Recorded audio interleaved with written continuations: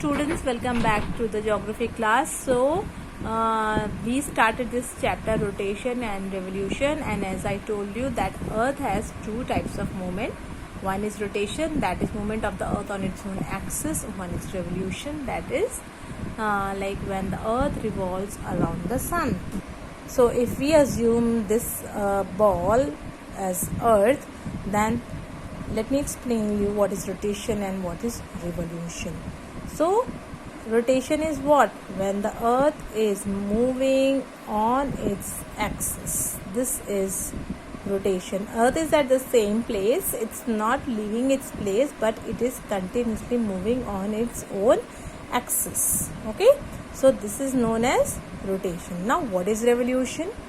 So, revolution is the movement of the earth around the sun. Sorry, the sun is running away, but normally it does not run away. Okay, so revolution is what? Movement of the earth around the sun. If we assume that this is sun and this is earth, then when the earth moves around the sun in a fixed path, this is known as revolution. Okay, so revolution is movement of the earth around the sun, and rotation is the movement of the earth on its own axis. Now while revolving around the sun, earth is rotating also. It's rotating like this and moving ahead, rotating and revolving, rotating and moving ahead. This is how the I can say the earth is moving. It's not simply it's moving like this. It is rotating and moving. Okay, so I hope now this concept of rotation and revolution is clear to you. And yesterday I also explained to you about the effect of the rotation of the earth. So the first effect is occurrence of the day and night. So the part, if it is sun and it is earth, so the part which is in front of the sun, as you all must be knowing, it will have day, and the part which is behind will have night. Okay, so as this part is in front of the sun, so it will have day, and this part is at the back, so it will have night, because it will not receive the light of the sun. Because earth keeps on rotating, so what will happen gradually, this part will come behind and this will come at the front. So now this part will have day and this part will have night. So this is one of the effect of rotation. Second is sunrise and sunset. Sun is at one place only, but when we look from the earth, we see that in the morning the sun is rising, then it's going up in the sky, then coming down, then it will set. Why is it so? This is all because of the rotation of the earth. Now this part is in front of the sun, so it will have day.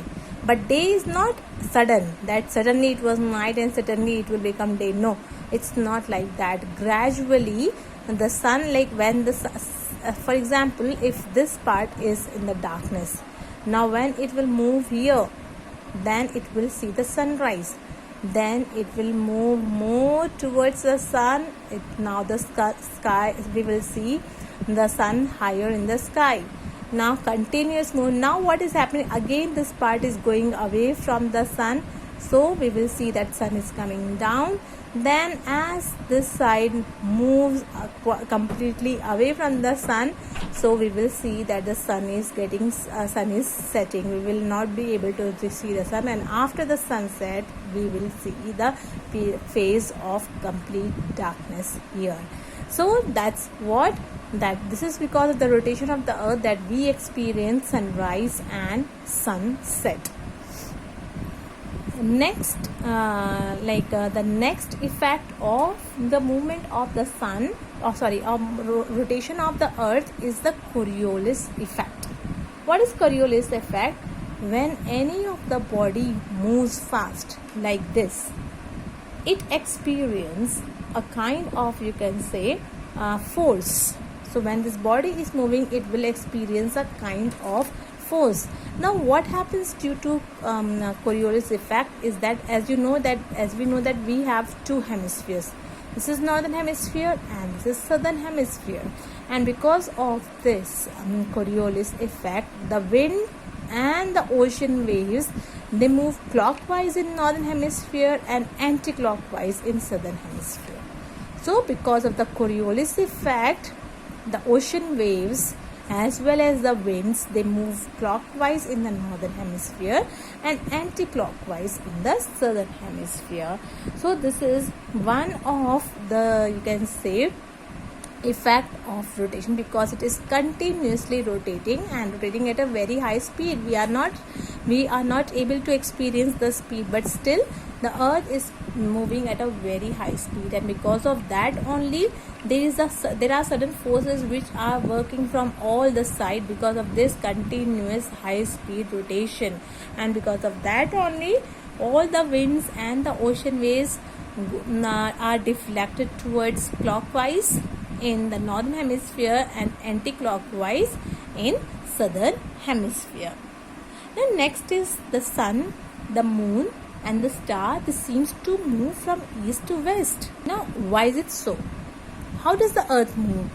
Earth moves from west towards east. Okay, earth is moving west to east. Then why do we see like that sun? Or but when we look at the sun, we will see that we experience that the sun rises in the east and sun sets in the west. So why is it just opposite? Why is it just opposite? When the earth is moving west to east, so sunrise should also be in the west and sunset should be in the east, but it is just opposite. Similarly, in the sky also, if you see the night sky, you will see that all the stars are moving from east to west. Sun is moving from east to west, but the earth is moving from west towards east. Why? So why do we see this opposite action? This is the same thing. Just, when you are traveling in a car, or you are traveling in a bus, or you are traveling in any of the vehicle, whether train or bus or a car, whatever, what do you see? That you are moving ahead and all things seems to move behind you. Okay, just opposite to you, in your opposite direction. If you are moving here, you will feel that all the things are coming back. If you have not experienced this, then you can check it now, that if you are traveling in a car, you will feel that you are moving ahead and all the things are moving behind. So things seems to move in the opposite direction to your movement, and this is the reason why the earth moves from west to east, but stars and sun and all other heavenly bodies seems to move from east to west. And this is the reason why sun rises in the east and sun sets in the west, because earth is moving like this, and all things are, like you can say, we experience that all things are, you can say, coming behind or moving in the opposite direction. Next is centrifugal force. So what is centrifugal force? This is an apparent outward force that acts on a rotating object. Okay, just like Coriolis effect, all the things that moves, especially all the rotating object, they experience a kind of force, and this force is maximum at the equator. That's why we have this shape of the planets. And what is the shape? That is oblate spheroid, flat at the top and bulging at equator. This is because of Coriolis effect, because the earth is continuously rotating like this and because of that the centrifugal force the centrifugal force is continuously working over it from outward, and because of that there is a bulge at equator, and just because of this we have flat poles and bulge at equator. Okay, this is because of continuous movement, continuous rotation of you can say the earth. Next is the side of the earth. The side of the earth that is in front of the sun continuous gains heat. This side is front of the sun, so it will get continuous heat. and the side which is away from the sun, it will lose all the heat it has gained. So that's why we feel hot. We have higher temperatures in the day and lower temperatures in the night. So the side which is in front of the sun will gain continuous heat, and the side which is away from the sun will lose that heat. So that's how the heat balance is maintained on the earth. The amount of solar radiation which has been received has to be, you can say, reverted back also. It has to be lost also, and like the earth loses the equal amount of heat. If this balance is disturbed, it will give rise or a fall, steep rise or steep fall in the temperature. And nowadays, because of more carbon content, the earth is losing less heat, and we are experiencing annual higher range of temperature, which is known as global warming. Okay, and now this short rotation, because as you know that earth rotates on its axis, complete its rotation on its axis in 24 hours. So this is not a very long duration, it's a very short rotational period.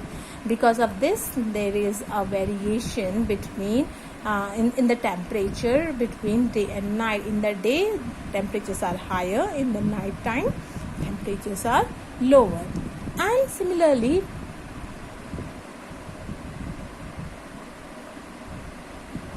so like you can say this continuous because the earth has two types of movement, rotation as well as revolution, and the combination of these two movements causes seasonal changes.